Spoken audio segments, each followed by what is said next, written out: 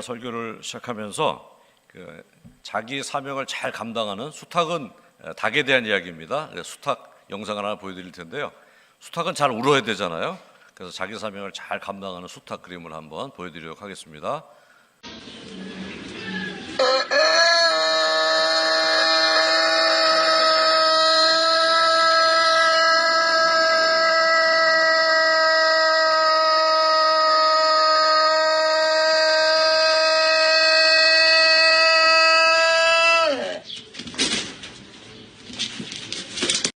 제가 잘 저 동영상을 보면 꼭 넘어질 때 주여 이렇게 하는 것 같아요. 그래서 수탉이 우는 이유는 시간, 생체 리듬 때문에 울고, 또 이 영역은 내 영역이다. 그러니까 아무도 어떤 수탉도 이 근처에 오지 마라라는 그런 의미로 운다 그래요.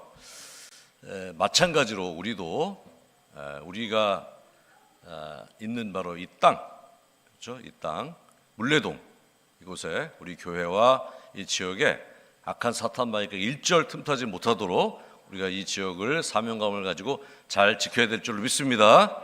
그래서 우리 기도 소리가, 우리 하나님을 향한 찬양 소리가, 또 우리가 예배 드릴 때 하나님을 향한 우리가 예배가 정말 그렇게 사명을 가지고 하나님께 신령과 진정으로 예배 드려야 될 줄 믿습니다. 절대로 악한 사탄 마귀가 일절 틈타지 못하도록 그런 마음을 가지고 여러분 기도해 주시고 그렇게 예배에 참여해 주시기 바랍니다. 그래서 우리가 이 사명을 가지고 하나님의 약속을 잘 감당해야 될 줄로 믿습니다. 그래서 오늘 그런 의미에서 오늘 함께 나눌 하나님의 성품은 하나님의 신실하심입니다. 신실하심. 제가 시리즈로 계속 지금 하나님의 성품, 하나님의 어떤 분인지를 여러분과 함께 나누고 있습니다. 첫 번째는 사랑하심에 대해서 나눴고, 영이신 하나님에 대해서 나눴습니다. 오늘은 하나님의 신실하심, 그러니까 신실하신 하나님, 영어로 faithfulness라고 그러는데요.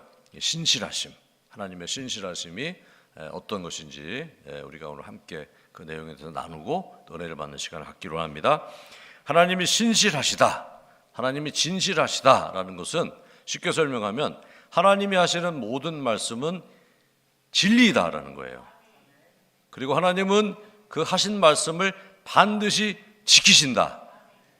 이게 바로 하나님의 신실하심이에요.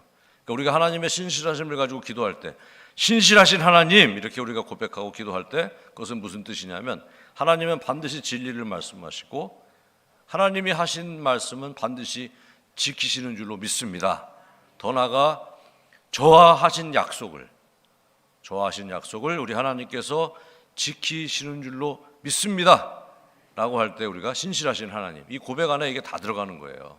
신실하신 하나님 이렇게 하면 하나님이 하신 말씀은 진리이시고 하나님은 반드시 그 하신 말씀을 지키십니다 라고 고백하는 것입니다.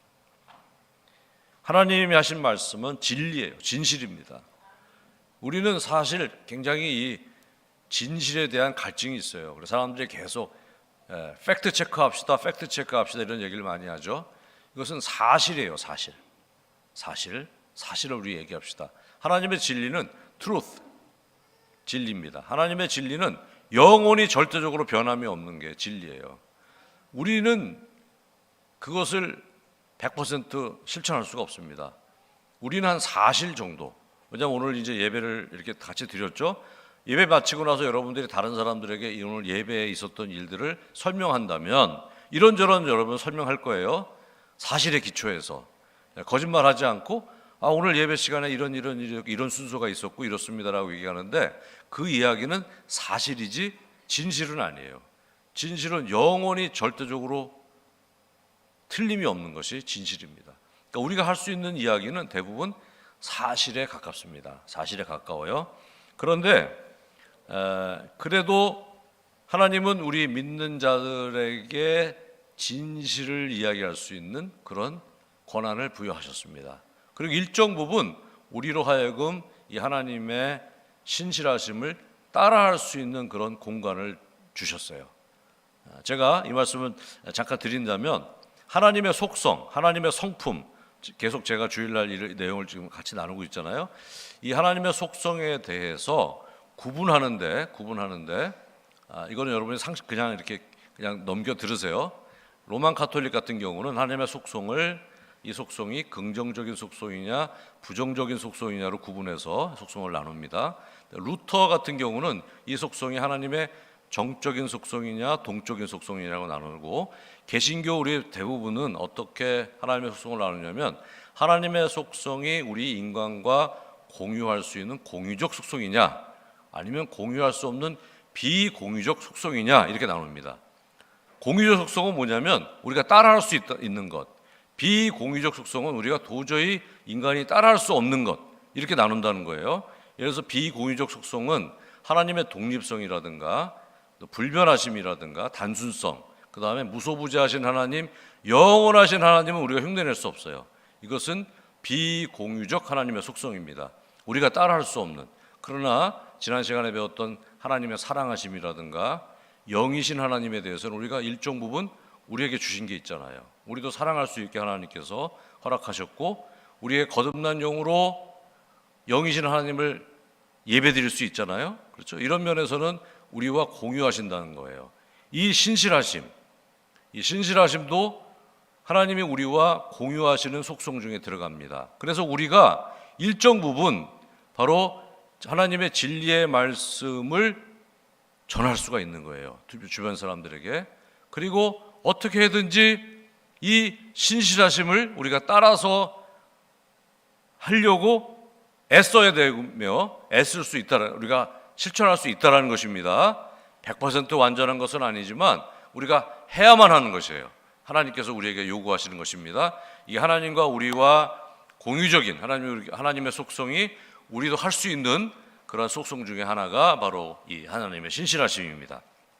그래서 하나님은 말씀하실 때 그 모든 말씀, 성경 말씀이 절대적으로 영원히 참 진리의 말씀인 줄로 믿습니다.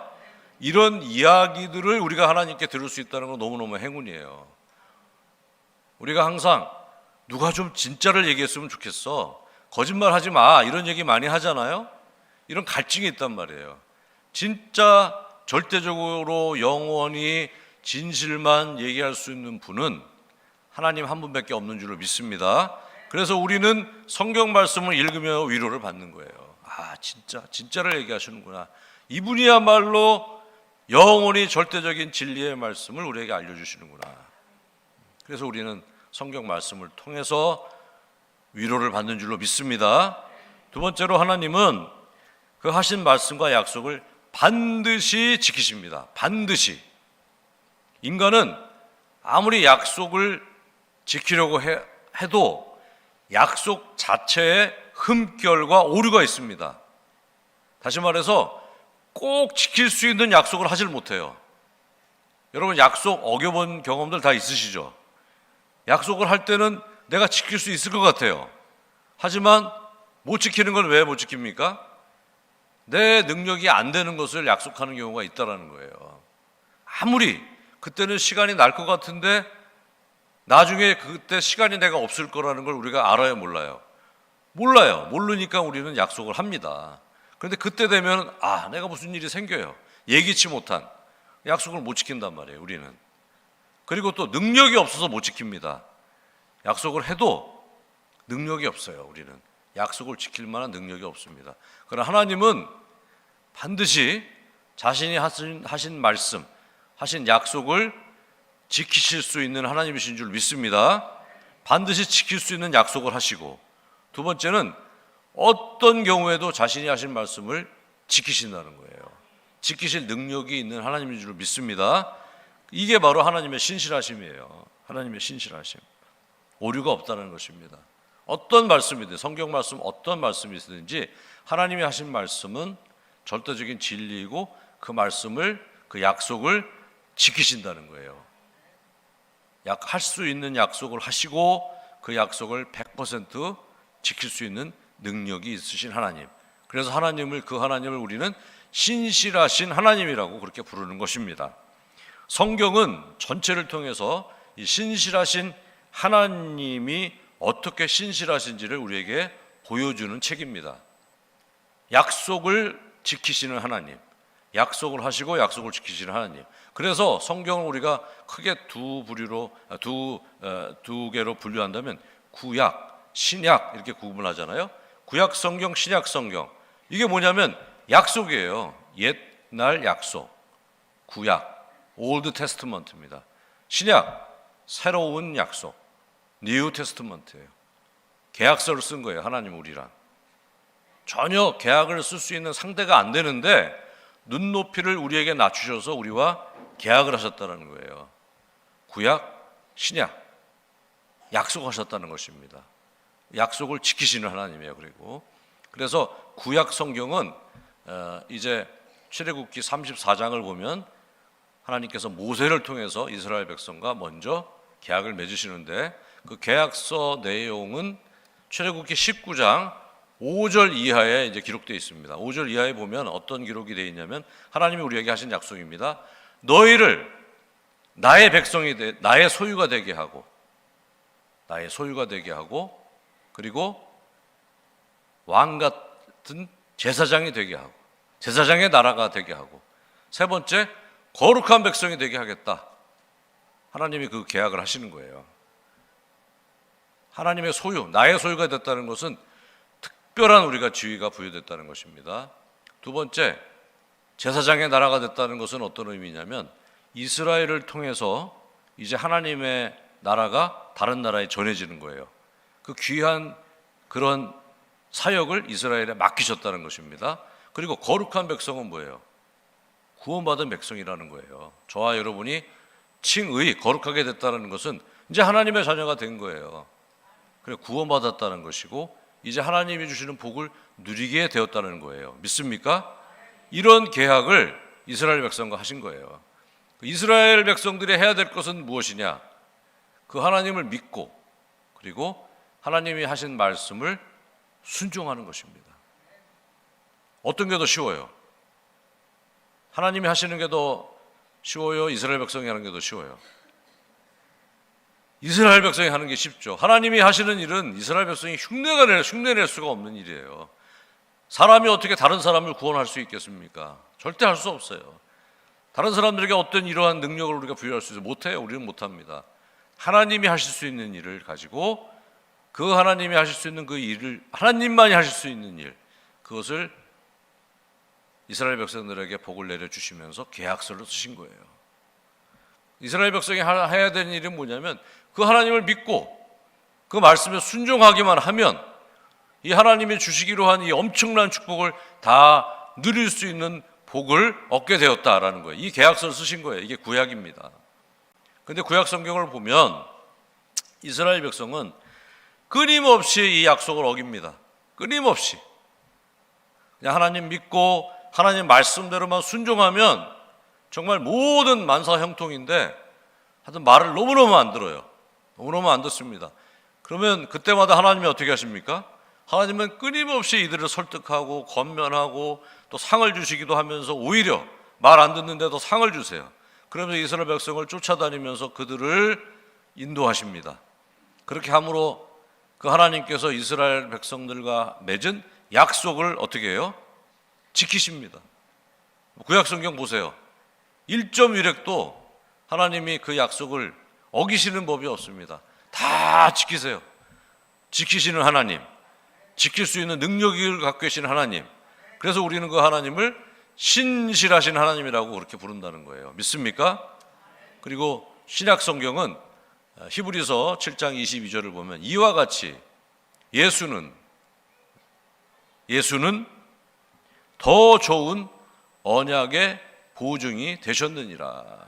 더 좋은 언약을 이제 이스라엘 백성들과 맺으셨다는 더 좋은 구약 성경 구약과 비교해서 더 좋은 계약서를 우리 입장에서 더 좋은 계약서를 쓰셨다는 거예요. 그래서 하나님께서 우리에게 주시는 복은 거의 구약과 같은데 거의 내용을 보면 거의 같은데 우리 이스라엘 백성과 우리들에게 너무 쉬운 그런 더 쉬운 계약서가 쓰여졌습니다. 뭐냐면 이제 우리는 예수님을 믿고 주인으로 영접하면 되는 거예요. 믿습니까?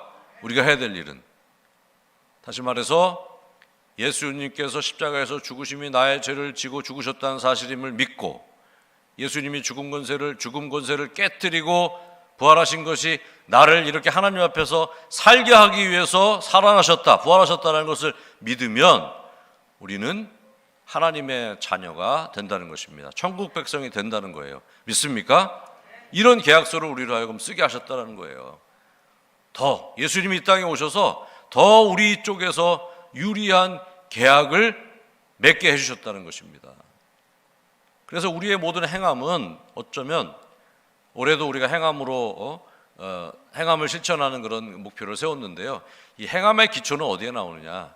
우리 스스로 자가 발전해서 우리가 뭔가 우리 스스로 어떤 일들을 행하는 것이 아니라 믿음으로 하나님을 믿는 그 마음을 가지고 예수님의 십자가의 사건과 부활의 사건이 너무 나에게 은혜가 돼서 자발적으로 우리가 하나님께서 원하시는 그런 행함을 한다는 데 의미가 있는 줄로 믿습니다. 그런 의미를 가지고 우리의 행동을, 말을, 우리의 마음을 새롭게 하고 주일 성수하고 11주 생활하고 그리고 하루에 섬김의 삶을 사는 것, 이 모든 것이 믿음으로 자발적으로 우리가 이루어져야 될 줄로 믿습니다.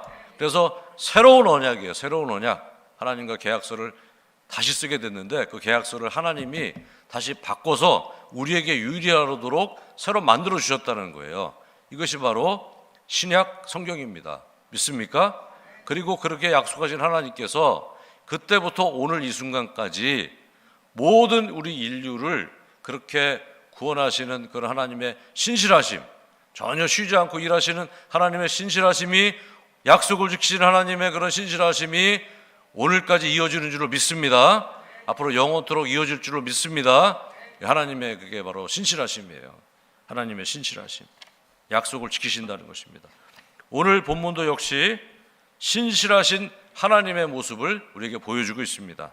배경은 이렇습니다. 남유다의 왕 히스기야 왕 여러분 잘 아시죠? 히스기야 왕이 중병에 걸립니다.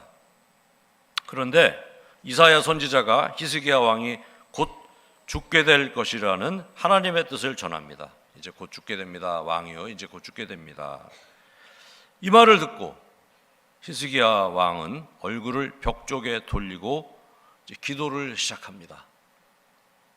이사야 38장 3절이 그 내용입니다. 주님, 제가 주님 앞에서 진실하게 살아온 것과, 히스기야 왕의 이제 기도 내용이에요. 온전한 마음으로 순종한 것과 주님께서 보시기에 선한 일을 한 것을 기억하여 주시옵소서. 이렇게 기도하는 거예요. 내가 그동안 하나님 열심히 주님 위해 살았잖아요. 이렇게 기도하면서 통곡하며 살려달라고 기도를 하는 거예요. 벽을 보고 난 죽겠다는 그런 마음을 가지고 죽기 살기로 기도를 한 것입니다. 하나님은 이제 이사야 선지자를 통해서 히스기야 왕의 생명을 15년을 더 연장해 주십니다. 히스기야 왕을 사랑하신 하나님은 사실 그 질병을 통해서 히스기야 왕이 자신의 지난 시간을 돌아보게 하시고 그리고 앞으로 주어진 시간을 알차게 보내게 하시려고 바로 그 질병을 주시고 그로 하여금 기도하게 하신 거예요. 그리고 이제 하나님의 말씀대로 병이 나은 히스기야 왕이 그 약속을 지키시는 신실하신 하나님을 찬양하며 기도한 내용이 바로 오늘 본문 내용입니다. 본문 내용을 좀 앞부터 제가 현대인의 성경으로 한번 읽어드릴게요. 15절 이하를 현대인의 성경은 이렇게 기록하고 있습니다. 여호와께서 나에게 말씀하시고 이 일을 행하셨으니 내가 무슨 말을 할 수 있겠는가? 내가 이 고통을 생각하며 여생을 겸손한 마음으로 살아가리라. 여호와여, 이와 같은 주의 훈계로 사람이 살게 되니 내 영혼의 생명도 여기에 있습니다. 주여 나를 고치시고 살려주소서. 내가 이런 고통을 당한 것은 나에게 유익이었습니다. 주는 내 영혼을 사랑하셔서 나를 죽음에서 건지시고 나의 모든 죄를 용서하셨습니다. 죽은 사람이 주를 찬양할 수 없고 무덤에 들어간 자가 주의 신실하심을 바랄 수 없습니다. 아버지가 자기 자녀들에게 주의 신실하심을 말해 주듯이 오늘 나처럼 주를 찬양할 수 있는 사람은 오직 살아있는 사람뿐입니다. 여호와께서 나를 구원하실 것이니 우리가 평생 여호와의 성전에서 주를 수금으로 노래하며 찬양하리라. 아멘. 지금 하나님 앞에 살아있는 저와 여러분, 주의 신실함을 찬양해야 될 줄로 믿습니다. 영어 성경을 보면요, 이렇게 기록하고 있습니다. The living, 그 다음에 또 The living이라는 단어를 써요. living, 살아있는 사람. 저와 여러분은 지금 하나님 앞에 살아있는 사람인 줄 믿습니다. 하나님 앞에 영원히 살아있는 사람인 줄 믿습니다. 아직 예수님 안 믿는 분들은 예수님 믿고 회개하시고 하나님 믿으시기 바랍니다. 살아있는 사람, The living. 특별히 히스기야 왕처럼 죽었다가 살아난 사람, 이렇게 죽을 뻔하다가 살아난 사람, 아예 사망 선고를 이렇게 딱 받고서 살아난 사람은 삶에 대한 애착이 남다르지 않겠습니까? 내가 살았다라는 거예요. 하나님 앞에 살았다, 살아있다. The living, 살아있는 사람은 They praise you as I am doing today. 오늘 내가 하듯이 하나님을 찬양합니다. 오늘 이 시간 너무 중요하지 않습니까? 오늘 이 시간 하나님을 찬양합니다.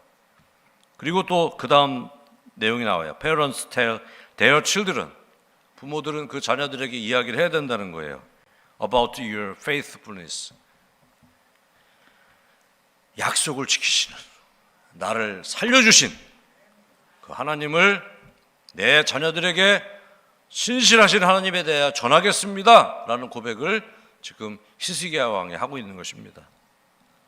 저 여러분이 하나님 앞에 살아있는 자라면 우리는 끊임없이 우리 자녀들에게 신실하신 하나님을 전해야 할 줄 믿습니다. 이번 명절 때 이제 다 가족들이 모이시잖아요. 자녀들에게 또 가족들에게 신실하신 하나님을 증거하시는 저와 여러분 되시길 주의 이름으로 축원합니다. 이게 우리의 사명이라는 거예요. 다시 말해서 당신이 살아있다면, 당신이 정말 하나님 앞에 살아있는 사람이라면, 영원의 천국에서 살아있음을 우리가 믿는다면 복음을 전해야 된다는 것입니다. 가족들에게. 믿습니까?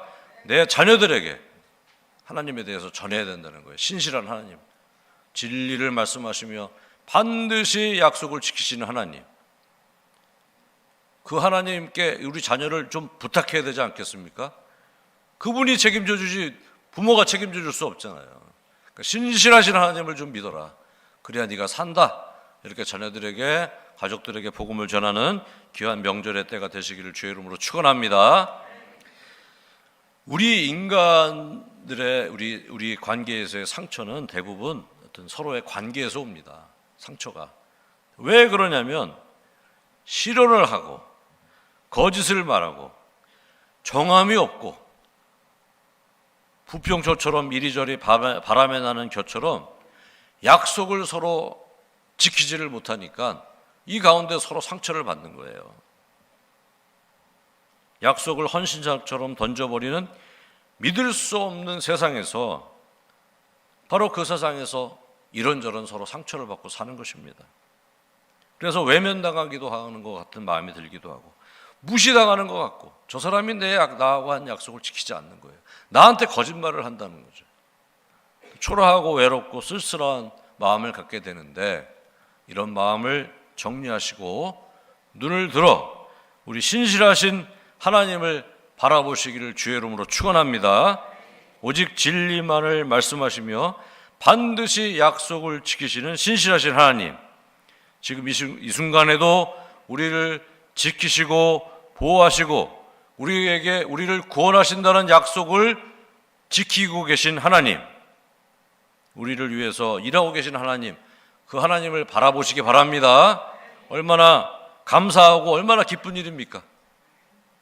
세상에 기대하고 세상을 믿고 세상에 소망을 갖고 살았던 불신앙을 회개하고 주님을 잊어버리고 믿음을 잊어버리고 하나님을 원망하고 불평했던 우리의 불신앙을 회개하고 예수님의 십자가 아래서 다시 신실하신 주님을 바라보시기를 주의 이름으로 축원합니다.